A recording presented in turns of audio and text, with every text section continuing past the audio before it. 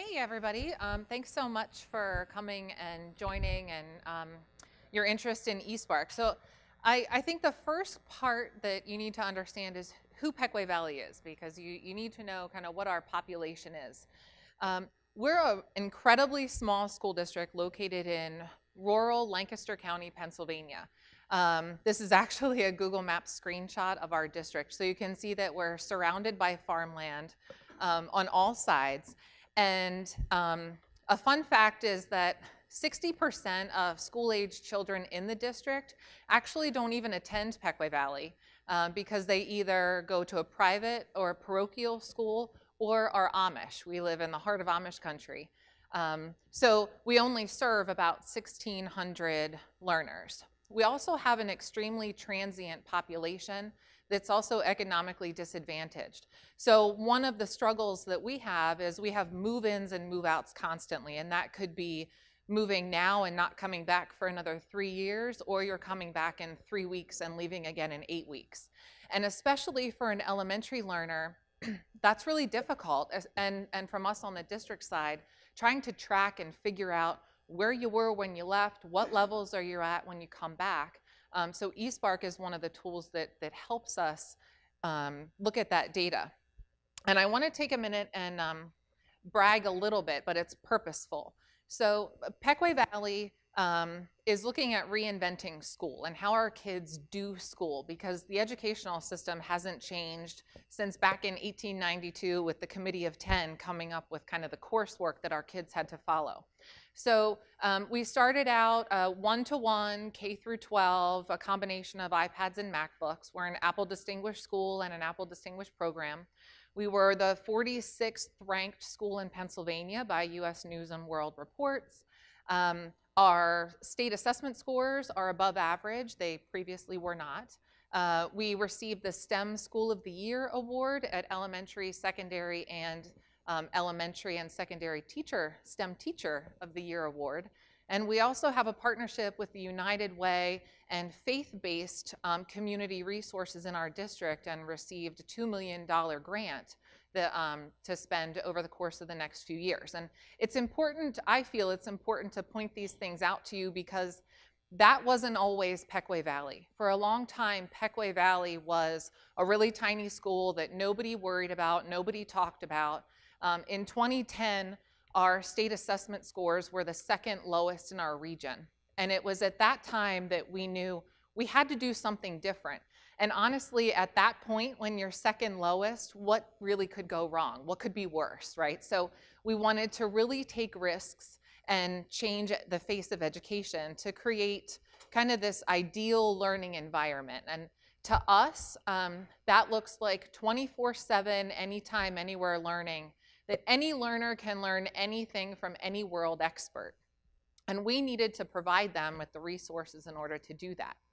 So when we look at today's learners and we're making decisions on hardware, software, programs, curriculum, whatever, it's really important to us to look at, okay, well, who are today's learners? So at the time, we're looking at high school kids who have always had access to Google anything.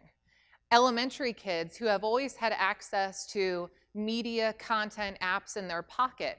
And why weren't we taking advantage of this in our classrooms? So it was at that time that we decided to start a learning initiative that involved technology. So often you see tech programs or one-to-one programs that, oh yeah, we gave all our kids Chromebooks, we gave all our kids iPads. Well, what are you doing with them? It's supposed to improve learning and improve efficiency for our facilitators. So kind of the goals of our program was, number one, to individualize instruction. And we talked about that a little bit in the keynote this morning, about really wanting to meet each learner at their needs and include their interests to make learning relevant for them. Technology allows us to do that. We also wanted to level the playing field between our haves and have-nots, since we do have a pretty diverse economic population. And a BYOD kind of program wasn't an option for us, because you still then have your haves and your have-nots. And we wanted to make sure all of our learning facilitators had access to use the same tools in their classroom, not worrying about, he's got a Chromebook, she's got a phone, they have an iPad. this poor kid has nothing. So really leveling the playing field and preparing students for when they leave us. It's all about getting them to what we call their first post-secondary choice. And what are they going to do when they leave Pequea Valley? Because honestly, that's what's most important. You're spending time with us in the district, and our responsibility is to prepare you for when you leave. So it's also important to talk about kind of our technology department, because we deployed all of these devices, and our staff hasn't changed internally in our tech team. So there are 5 of us. There's myself, 2 techs. Derek is our manager of tech operations, and we have an instructional coach. But what really ended up working well for us was the time that we're saving using eSpark, Jamf, Apple products really allowed us to create a student-led tech support team. And that has now expanded into grades 6 through 12. So we have kids that work the help desk in their building, they do community projects, they're out in classrooms cleaning devices or projectors. They're also a resource in their classroom for their facilitator. So if your smartboard's not working, hey, do I have an Apple Core kid in the classroom that has training on that can help me? That also cuts down on the number of tickets that we see in the department. So that is a huge advantage to us. Something else that kind of goes hand in hand with our technology programs is mass customized learning. And we talked about this a little bit this morning. And it's really about breaking down the traditional structures of school to make room for customized, focused learning for our kids. And kind of how we got to this was, if anybody's heard of the book Inevitable by Chuck Schwan and B. McGarvey, they talk about MCL and how all these businesses that we work with every day, Amazon, Starbucks, iTunes, and Apple, they're all mass customizing products for us. You know, you can go in and have the ideal coffee experience at Starbucks, and you can buy one song on iTunes instead of having to go to Best Buy and buy the entire album. So how do we make that work for education and totally reform the way that kids do school? And the answer for K through 2 for us was eSpark. And I know Ron is going to talk a little bit about how eSpark works, but it really allowed us to differentiate instruction in our classrooms so that our facilitators can really spend time in small groups with kids, really focusing on their specific needs rather than teaching a broad concept to 25 children and 20 of them have already mastered that.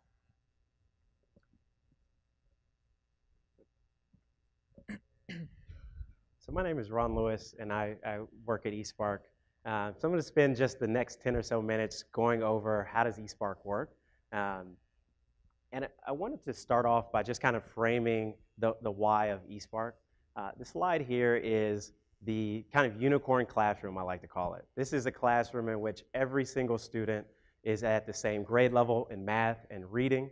Every single student has that kind of same learning style. And so a teacher in this unicorn classroom can really create one lesson, teach to that classroom, and everybody will move and kind of lock in step. And as many of you as educators know, that we call this a unicorn because this doesn't really exist. A lot of times our classrooms look much more like this, where we have pockets of different students because we serve very diverse populations and very diverse communities and students with different learning needs. And so as a teacher, really trying to differentiate for all these different pockets can be incredibly challenging, can be incredibly daunting. And one of the main ways in which we've seen this to be really challenging and daunting is this abundance of curriculum and content that has come to us in the last decade.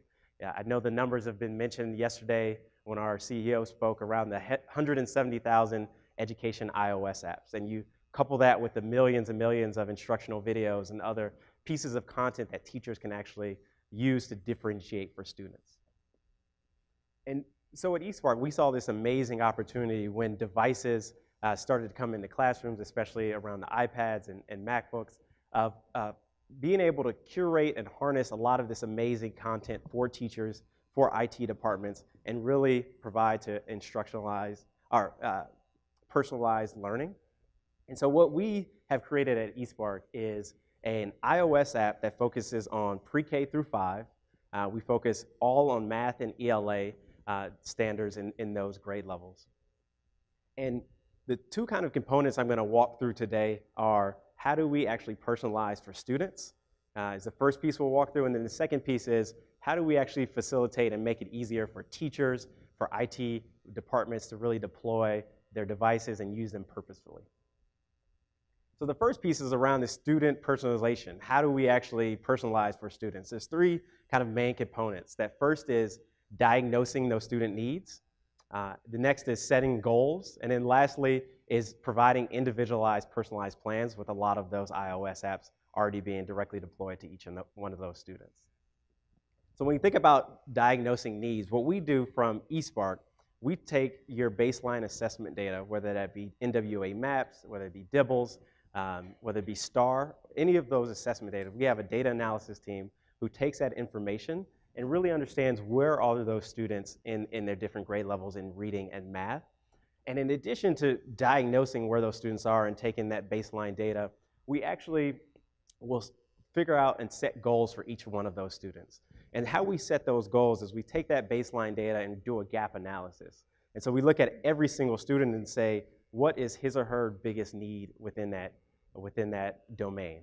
So if you look at one of the kiddos right here, upper and lowercase letters is an area or skill they need some remediation and really some acceleration on. And so when they go into eSpark, they'll have a personalized playlist, we call them quests, that will be personalized exactly for them. So that content has been curated from our team of full-time teachers and will go directly to that student. So after we set those goals, like I said, we individualize those personalized quests and those apps, and they get deployed automatically to a student's device once they log into eSpark. And so a lot of the announcement that you've heard this week about how we work with Jamf, and which Derek will get into a little bit later, is how these apps are deployed and revoked to these students as they go through these quests. So they're able to use these very dynamically, and it all kind of meets to their individualized needs. So on the student side, we take your data up front, really set those goals for students, and then push out content that's relevant for them so teachers can really be, as Ashley says, that facilitator of the learning and instructional technology in the classroom. On the teachers and facilitator side, so I think this is much more relevant to this audience of really how does eSpark support your work and teachers' work.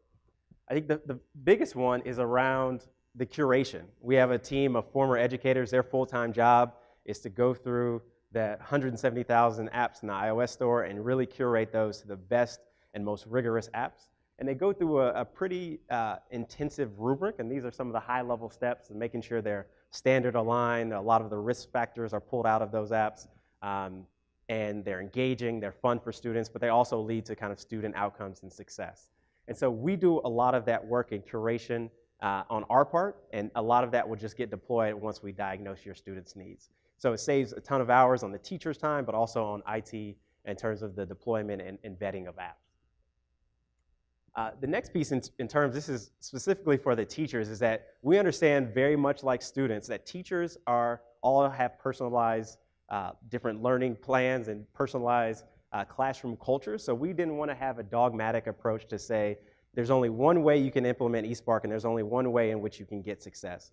We will allow teachers to implement a variety of different ways, and we've seen success with all of these different ways. We've seen whole class in a lot of one-to-one settings. We've seen targeted instructions where teachers may work with 2 or 3 students while the rest of the class is eSparking. And a lot of times you see in kind of that early K2 a lot of station rotation where you may have a cart in the classroom, so you don't have to be one-to-one to use eSpark.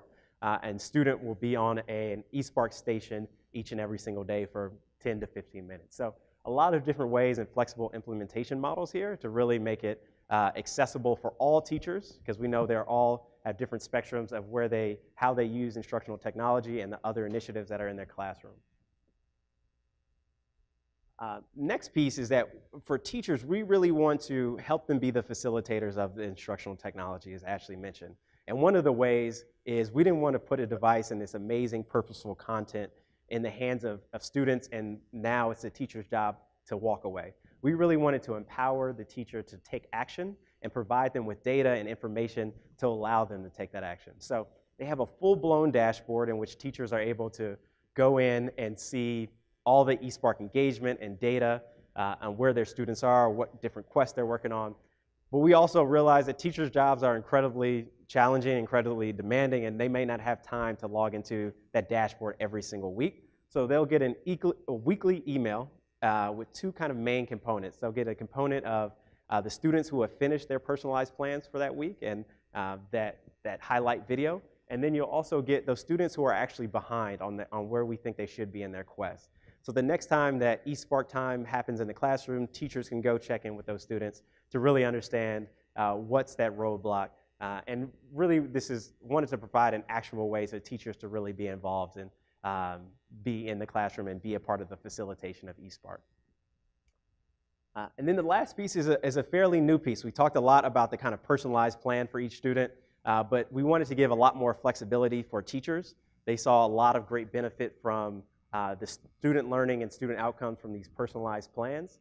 And what we've added in now is this, we call it assignability, where teachers can go into the dashboard of eSpark and they can click on a specific standard and click the students or the whole class in which they want that content to be pushed out, and they can push it out to everyone's device or all those students who have been included. And so this allows, in addition to students going on their kind of personalized learning plan, they're also able to go to a curated playlist for teachers that may align to what's happening in the core curriculum, or maybe, let's say, a lesson landed flat within a classroom. Teachers can use eSpark curated content and push that out to their class. So those are just a few ways that eSpark supports really that the students on the personalized learning, but then also kind of teachers and IT professionals.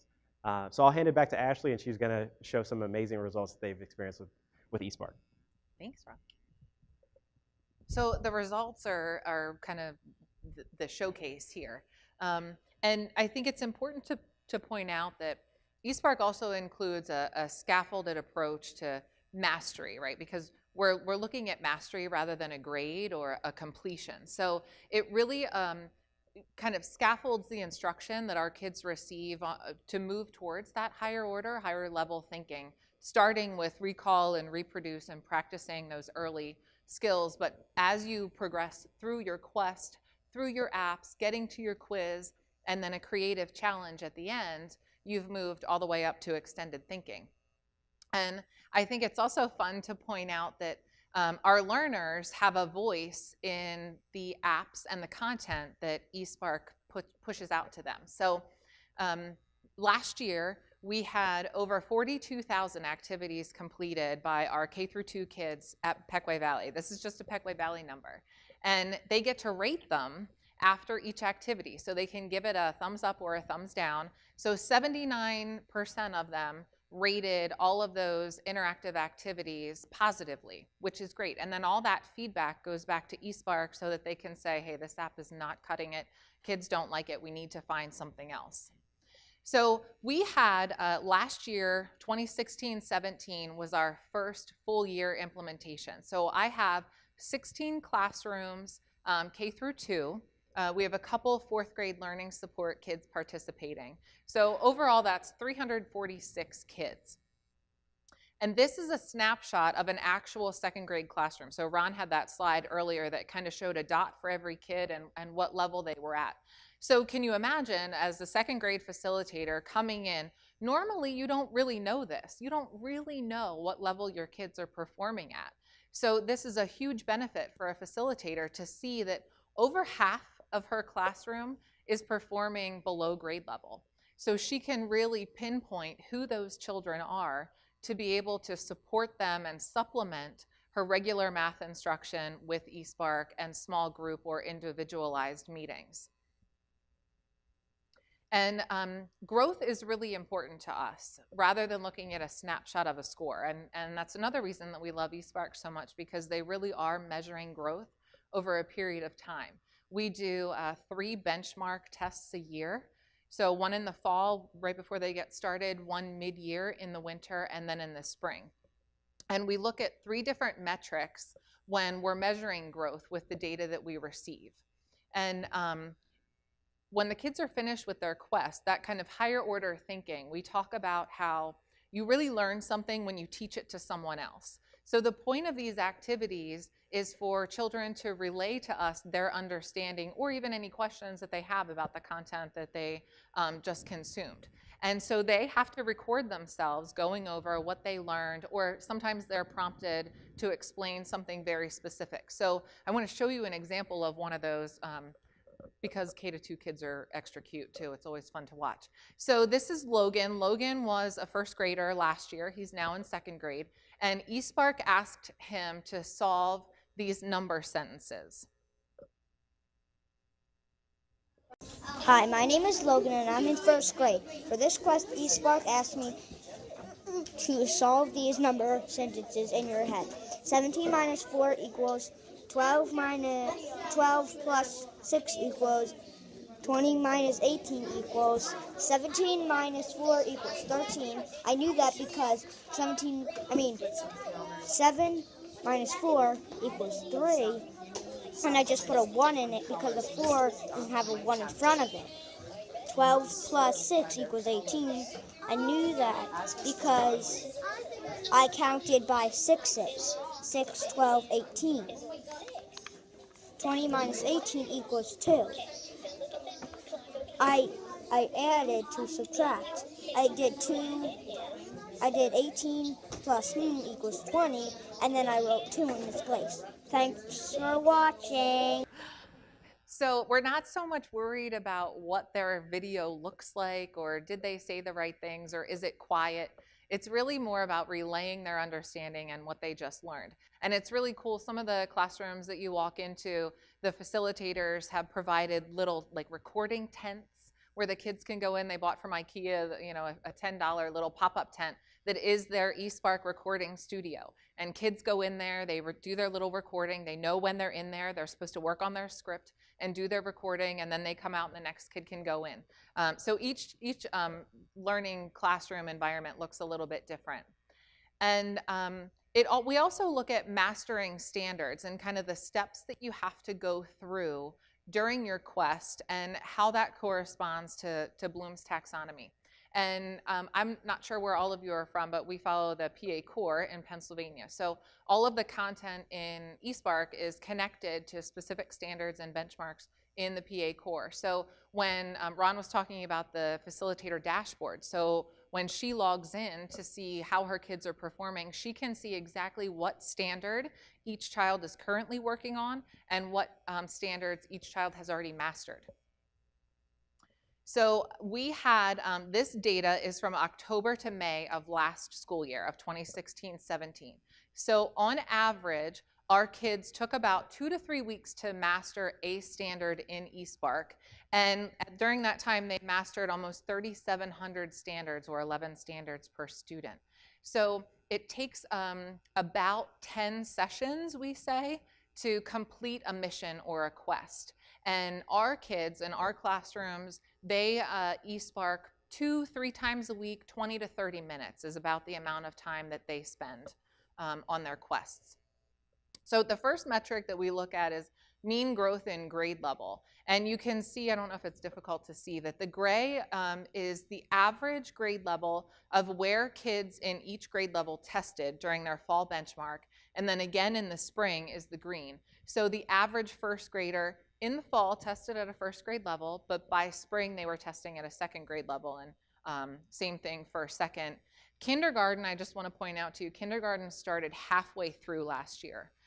They spend a lot of time mastering basic skills, use, care, and feeding of the iPads, writing, all those kind of really important skills that kindergarten children need. So they don't start eSparking until midway through the year. The second metric is expected fall growth. So we talked about the goals that that benchmark test sets for kids and how their progress is measured compared to those goals in goal area and non-goal areas. So you can see that in our fall to spring growth, our kids are looking in non-goal areas, advancing about a half of a grade level, which is a great number. And then also in goal areas, almost an entire grade level from fall to spring, which is right on target where they should be. And then the third metric is what we talked about this morning, kind of connecting technology to achievement. And I think you all know how difficult that is. And this metric allows us to make that connection a little bit. So we're looking at, across the bottom, the number of completed eSpark missions throughout the school year. So children who completed 0 to 3 missions over the course of the year, there were 57 learners. They grew about a half of a grade level, a little bit over a half. The more eSpark missions you complete, the more achievement and the more advancement you're going to make. So we had 123, which is the bulk of our population, complete 4 to 7 missions, and they grew almost an entire grade level, with children who completed 8 missions or more growing over a grade level. And this shows how many kids started in the fall below grade level, on grade level, or above grade level. And this is one of the statistics I pointed out this morning. So when we tested last fall, we had 6 children working at above grade level. And you'll see that by the end of the school year, 162 children tested above grade level. So it's almost like our below grade level population and our above grade level population swapped by the end of the school year, which is a great metric to show to our school board and for our facilitators and our children to see the progress that they've made. So the next part, which my IT folks are probably really concerned about, is, okay, so we talked about the data, but now how does this actually work? So Derek Swigert, who's our manager of tech operations, is going to share that information with you. Thank you. All right, so now that you've heard about eSpark and all about the data, you're probably wondering why eSpark. Right on time. Well, Right on honestly, the time. answer to that question is it really does just work together very efficiently. And here's why.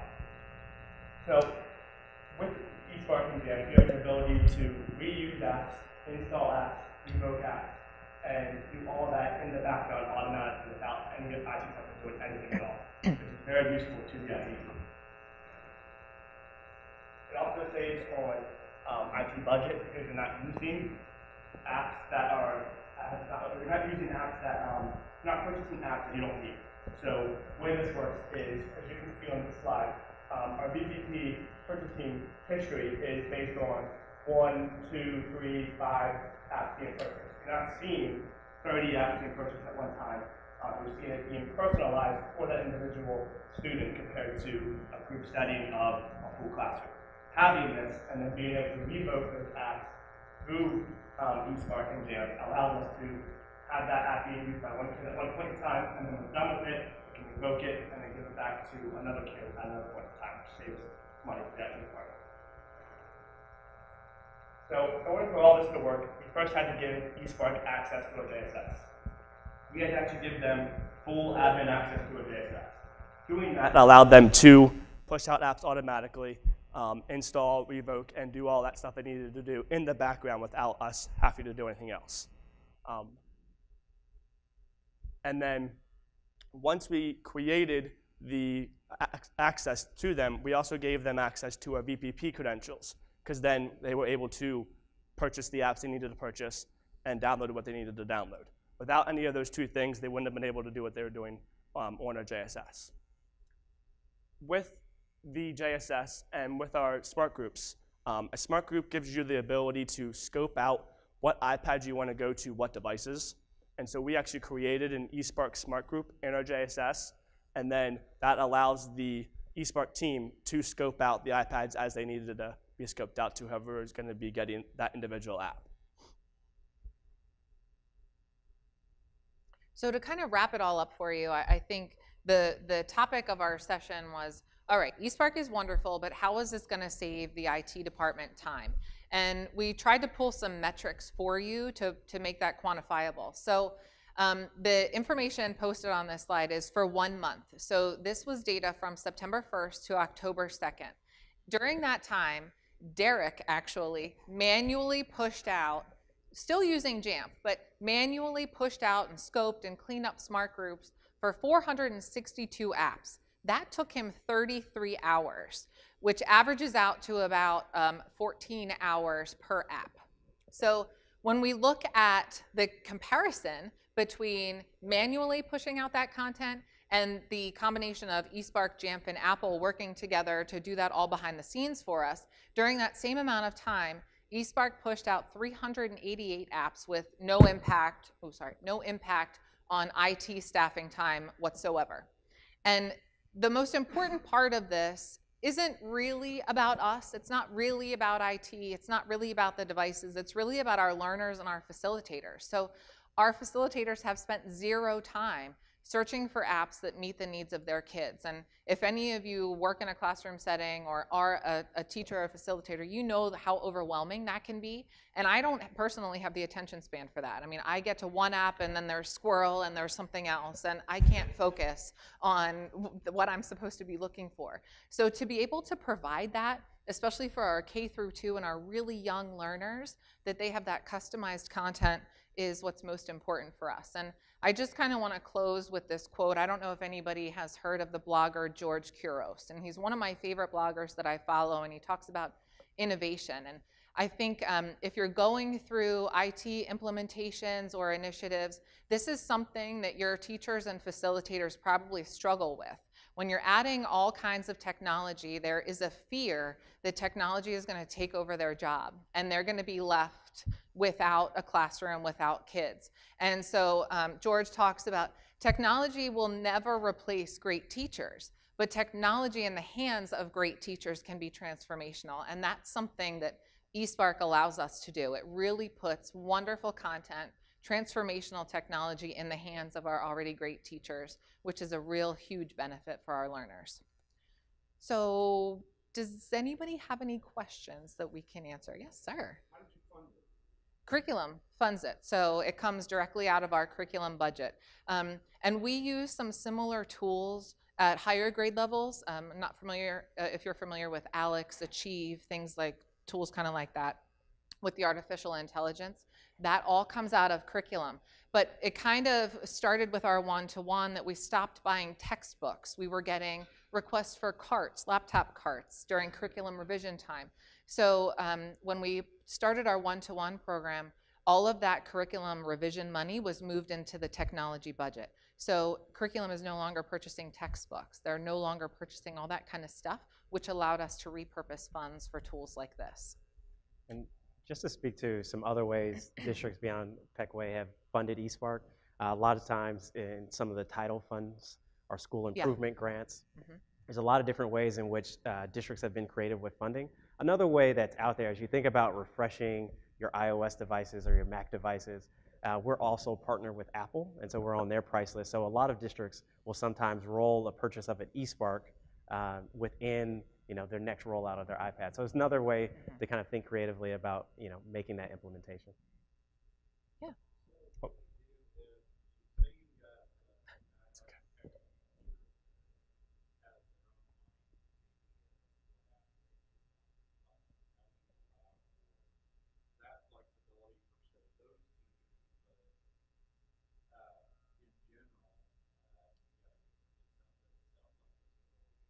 We have those people, actually. And recently this just happened. They really, some of our second grade facilitators wanted to start to use an app called Front Row Math.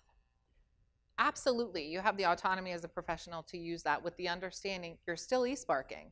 You're still spending 20 minutes 3 times a week eSparking. If there are specific learners that you want to use that with, or even your entire classroom to supplement your math instruction, that's okay. We know that there's not one product and one answer that works for everybody. So we do ask that they kind of include administration on those decisions just so that we know what they're using, but we absolutely are flexible with that. I'm sorry, I wasn't following protocol. Go ahead. I was just wondering if you could speak to how you brought it to your teachers to say, hey, this could be a good thing. And then after you got that approval, from the teachers, how did it go to set it up? And, did you have any integration with your SIS or anything like that? Okay, so the first part of your question, we learned about eSpark at another school district, Ridley. I think David mentioned it in his talk yesterday. And we're very impressed with their presentation and their results. So we went back to K through 2, I mentioned Alex and Achieve and all these other great tools that we have, but they're for 3rd grade and up. And we didn't really have anything for K2. And when we saw eSpark, my director of curriculum and I knew that this was the answer. Okay, we just have to sell it. So we met with K2 and opened it up as a pilot. Hey, here's this product. We had eSpark come in and demo it. Who is interested in participating? We're never going to force you to do something. We want you to be part of the buy-in process. So that was 15-16. We had 9 facilitators, K through 2, volunteer to be a part of that.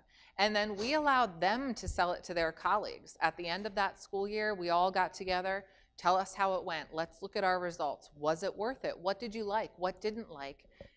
What didn't you like? Is there another product that you want to look at? And all 9 of them wanted to continue use and kind of talk to their colleagues into it. As far as professional development wise, we have an instructional technology coordinator on our team, and he kind of spearheaded all of that integration with our facilitators and being in the classroom for their initial launch, so that there were multiple people, another set of eyes, another set of hands to be able to help if there were any issues. Our SIS does not have any kind of connection with eSpark, so that wasn't really an issue. It was very easy. To be very honest with you, it was very easy. Like Derek said, we gave them access to VPP and access to our JSS. And after that, we don't really touch it.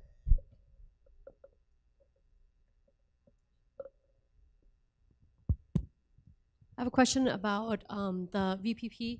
I noticed like some where you're purchasing just one app or things like that. Does eSpark handle, like we have education pricing if we purchase over 20, I think it is, and we get half off or whatever. Does your software, is it intelligent enough to purchase that minimum like that? Does that make sense? Yeah, that makes absolute sense. Do any of the eSpark people want to answer this? I'm actually going to pass this to probably my colleague Gil, who. Here's a mic for you. So we've done pretty much all the analysis that you can think of as far as what's the best way to deploy apps. And what we found is, even though volume pricing is helpful, if you think about it, if you're buying multiple of these volume prices, like they had mentioned, let's say that there is 10 students that need the app, you've purchased an additional 20 licenses, or actually an additional 10 licenses that are not going to be deployed. So long story short, we like to purchase on an as-needed basis as opposed to do the volume pricing. But with that said, our system is smart enough to know if an app goes free, we take advantage of that. So. Thanks. Nice. Cool. Okay. Hello? Okay. Quick question. The eSpark and, well, let me just go with, as homeschooler, we utilize the Jamf Now product. Can that be utilized then with the eSpark to, on, 3-4 students rather than a school or a district or something like that? Gil? I'm pointing to Gil Yeah, again. Gil's our senior implementation tech specialist. So great question. The way that it works is through an API integration. So Sam or some of the other Jamf folks can keep me honest on this one. I think that's only available, API integrations are only available with Pro, but if that is something that becomes available to now, absolutely, you're in the ballpark for us. Was the guy in the yellow? Oh, go ahead. Oh. I can repeat your question. Go ahead. By any chance, were any of the students high-functioning autism students? His question was about high-functioning autism students, and we don't have any K through 2. We do have some in our elementary school, but they are not K through 2. So in our data, no, that we're not. Dustin, yeah. Hey. Hi there. So in your example, and actually in where my children go to school too, we use eSpark, and you have one-to-one. And it seems to work well there. But in the district where I work at, we don't have one-to-one. I saw you said that it can work in a station rotation, but how does that work when they log into eSpark? How quickly does the app get down there? Or you know what I mean, right? In a shared model, right? That's kind of what you're talking about. Yeah, in a shared model, how it usually will work and what we see is work best is that when students will use the same iPad on a daily basis, especially in those station rotations, so they may have the number 2 iPad, they pick up that number 2 every day. Once they log into the eSpark app, they have to actually have a user login and a password. And once they log in, we know what quest they're on. And so with the combination of eSpark and Jamf, those apps will get directly deployed and they happen instantaneously. And so a lot of times, there's no kind of delay on those apps getting down to a device. And so on shared devices, you still can have up to 5 to 6 students using eSpark at one time, and those apps come down seamlessly. Thank you. Somebody back Yeah, there? it's kinda- I have a question about accounting safeguards using VPP, which in our case is attached to a P card. So what keeps, there's roughly 6,000 kids in my school district. What keeps eSpark from ordering an expensive piece of software, and how do I justify that to the accounting department if it does? Well, so our VPP, when we receive our quote from eSpark, they kind of give us a general idea of how much money we should put in our VPP account. My personal opinion is I never put all that in because I never know if we're actually going to hit that mark. So I like to do it in chunks where I can manage that amount. That's my little bit of control that I have over this yet. So I'll put those funds in, and then every once in a while I kind of log into VPP and monitor, and the screenshot that we showed you is actually from our VPP and what I see on a regular basis. I've never had an issue with them purchasing something that they shouldn't. Now, we did have an issue that I'll speak to you about 2 years ago when we kind of first started in this game. The way that we were purchasing apps prior wasn't the way that we were supposed to, and we were new to the game and didn't really know that. So we had already spent funds purchasing, say, 500 copies of math games, but then eSpark doesn't know that. They didn't know that I had already purchased those licenses, so they were rebuying for kids. So it's like I had purchased apps twice. So that summer we ended up kind of revising and making sure we were using the correct accounts and doing things properly, and we haven't had an instance like that since. Does that kind of answer? Yes. Okay. Who's? Oh, go ahead. With the Oh, mic. you have the mic. In our district, we delegate, so we have a single JSS instance, but we delegate the authority to administer individual schools to the individual schools, their individual sites in JSS. Okay. So if a school chose to implement eSpark, let's say, how would you address the fact that you have to be able to administer smart groups at just that site, not for the whole instance?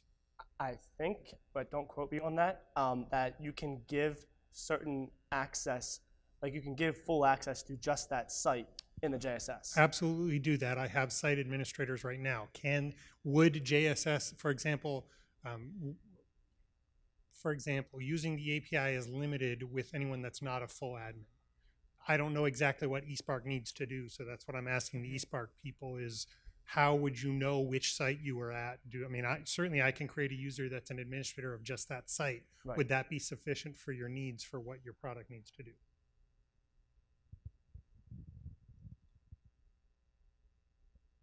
It's a great question because we do work with large school districts that have set up similar tiers. So from a site's perspective, if we, I have one example that I'm thinking of right now. There's a large district in California. They've provided us access, and our privileges have changed. We've been working with Jamf to make sure that we always have the minimum requirement of privileges.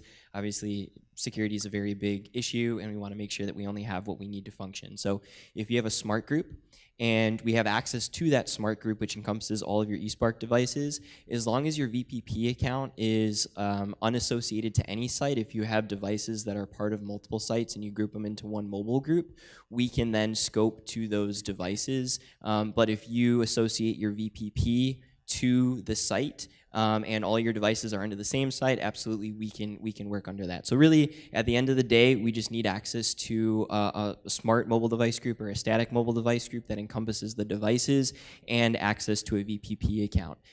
Nuances are based on kind of the complexity of your site, but we can work with sites, we can work with non-sites. I don't know if that kind of gets the detail, but certainly we can talk more specifically about your particular setup. Thanks, Gil. I think we have somebody in the back, yeah? So, kind of two questions roll into one a little bit. Our district does a lot of, like, they go through a big process of going through apps to see which ones are actually qualified and which ones, is that, like, can there be interference? Like, if there is certain, I guess what I'm asking is, like, recently there was a lot of apps that they came up, they were having like inappropriate ads. So I noticed you guys have like a difference between free and paid and things like that. So some of them got removed. off of our scopes because of the ads and stuff like that. Like, how do you guys manage issues with apps like that? And especially the second part of the question too, I know with iOS 11 going from 32-bit to 64-bit, a lot of the apps, or not a lot, but some apps ended up dropping off or just weren't compatible with the new iPads, because we have a mixture of newer iPads that run iOS 11 and, right now we're trying to get up to date iPads that are not running iOS 11. Okay, so to answer the first part of your question, we haven't run into any sort of inappropriateness of apps, especially ones that are being pulled in from eSpark, because they are vetted before they even get to us. Another benefit that we feel is beneficial for our facilitators is we have what we call pillar apps. So I don't know if you remember hearing about an app called Apps Gone Free. It's not as popular now as it was a few years ago, but our teachers had a field day with Apps Gone Free. And as soon as something was free, we were getting tickets. I need this, it's only free today, we have to get it. And we're kind of scrambling to install these apps, but then they weren't using them, and they were only buying them because it was awesome to them right at that moment. And we did run into some instances of inappropriate content or images. A pic collage, I think, was one that we ran into with some not so great stuff. But we decided maybe it's better for us as a tech team and an instructional team to come up with some pillar apps, and our professional development actually mirrors those pillar apps, and that's a conversation we can have another time if you want. So number one, we haven't run into that with eSpark, and number two, with iOS 11, Derek actually just spent some time recently going through all of the apps that our kids have access to and finding out which ones are 32, which ones are 64, and contacting those facilitators to say, hey, these apps you're not going to be able to use after we update you to iOS 11 later in November, so please let us know if you have an alternate. We're not updated to iOS 11. That is happening once we return. We didn't want to be out of district and everything kind of go to pot. So that is happening when we return, and at that time we'll see if anything that eSpark uses impacts us, but I'm sure that on your front end, that's something that eSpark is probably taking care of for us and we won't run into. Yeah, and this past summer, that was a huge project of our learning and design team, where we went through, our collection of apps, those 700 to 1,000 apps, and did very similar process. I've reached out to a lot of the developers to see if they were moving towards 64-bit. If we got no response or got a no, we pulled those from the eSpark curriculum and replaced them with new apps that were rigorous, but also were standard aligned, and also had that lens of there's no kind of ads, there's no kind of those roadblocks for students to hinder their learning. And so everything now that gets pushed out in eSpark in its current form is in 64-bit and is compatible with iOS 11. And I can vouch for that, because all the apps that I looked up and found that were 32-bit, none of those apps were scoped via eSpark. They were all just either scoped to another school district or another classroom. I think we have time for one more question if anybody has anything. Yeah. I was just wondering, with your K through 2 setup, do you have a specific group of apps for special ed, not just autistic children, but just special ed in general for those teachers who are just special ed teachers too? We do. And that is purely professional autonomy. So they tell us what they want. That's not something, they receive the pillar apps that we identify, but they decide if there's a specific app that they need to meet the IEP or the needs of that specific learner that they put in a request and we push out then. And I think you may have noticed on the graph we had 4 special ed learners that were an addition, kind of like to our 346 learners that are using eSpark, and they love it. So we let them kind of choose. That's one thing I don't control. Would you be willing to share your presentation? Absolutely, yes. See me, I'll give you my card. Thank you so much, everyone. I'm so happy that you attended. I hope it was great. Thank you.